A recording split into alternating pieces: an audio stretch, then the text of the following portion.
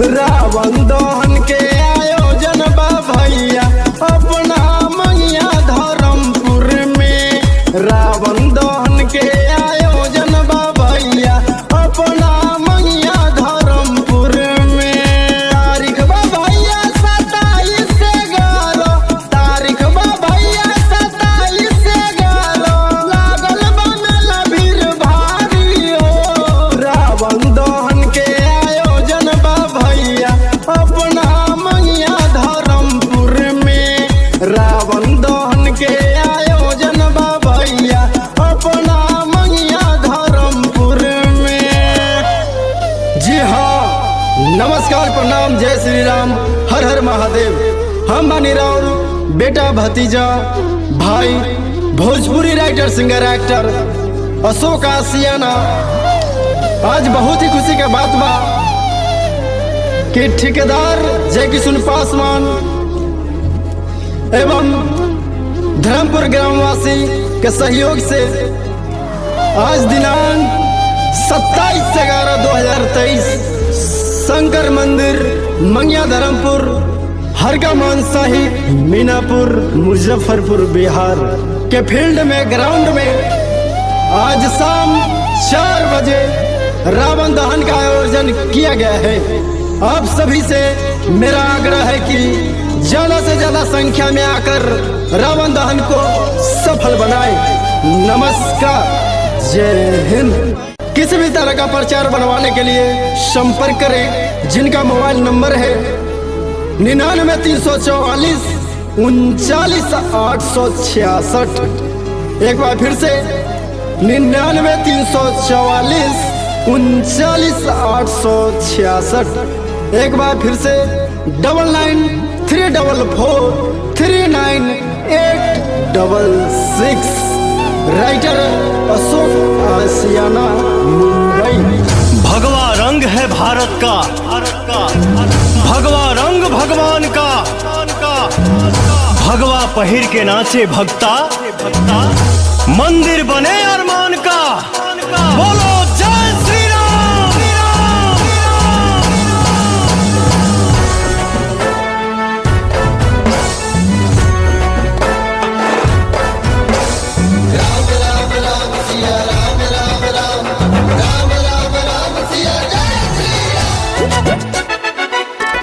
राम के नाम का झंडा,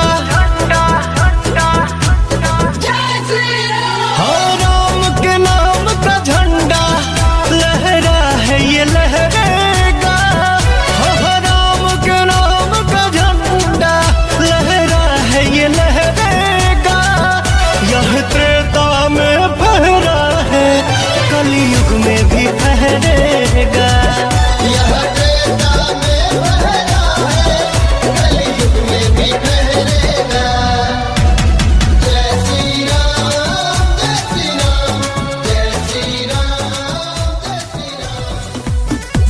रावण दहन के आयोजन बा भैया अपना मैया धर्मपुर में।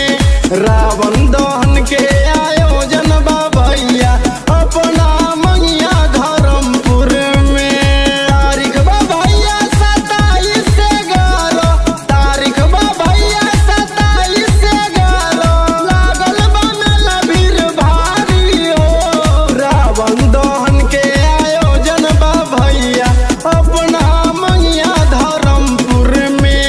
रावण दहन के आयोजन बा भैया अपना मैया धर्मपुर में।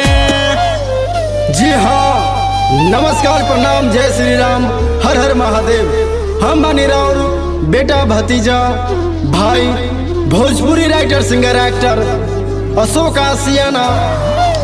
आज बहुत ही खुशी के बात बा कि ठेकेदार जय किशुन पासवान एवं धर्मपुर ग्रामवासी के सहयोग से आज दिनांक 27/11/2023 शंकर मंदिर मंगिया धर्मपुर हरका शाही मीनापुर मुजफ्फरपुर बिहार के फील्ड में ग्राउंड में आज शाम 4 बजे रावण दहन का आयोजन किया गया है। आप सभी से मेरा आग्रह है कि ज्यादा से ज्यादा संख्या में आकर रावण दहन को सफल बनाए। नमस्कार, जय हिंद, जय श्री राम।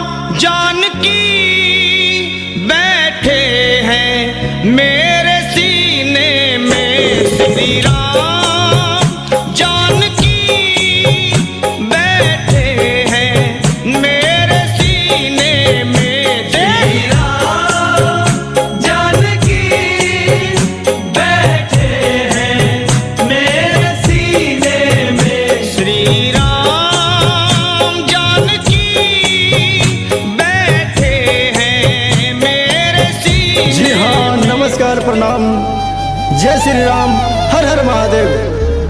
हम बनी राउर बेटा भतीजा भाई Bhojpuri writer singer actor Ashok Ashiyana. आज बहुत ही खुशी के बात बाकी ठेकेदार जय किशुन पासवान जी एवं धर्मपुर ग्रामवासी के सहयोग से 27/11/2023 के दिन शाम 4 बजे शंकर मंदिर मंगिया धर्मपुर हरगा मानसाही मीनापुर मुजफ्फरपुर बिहार के फील्ड में ग्राउंड में रावण दहन के आयोजन कल गए बा। रोलनी से आशा करता कि ज्यादा से ज्यादा संख्या में आकर के रावण दहन के सफल बनाए जा। नमस्कार, जय हिंद, जय भारत, जय श्री राम। किसी भी तरह का प्रचार बनवाने के लिए संपर्क करें जिनका मोबाइल नंबर है 99 344 39 866। एक बार फिर से 99 344 39 866। एक बार फिर से 99 344 398 66। राइटर अशोक आशियाना, मुंबई। भगवा रंग है भारत का, भगवा रंग भगवान का, भगवा पहिर के नाचे भक्ता, मंदिर बने अरमान का। बोलो जय श्री राम।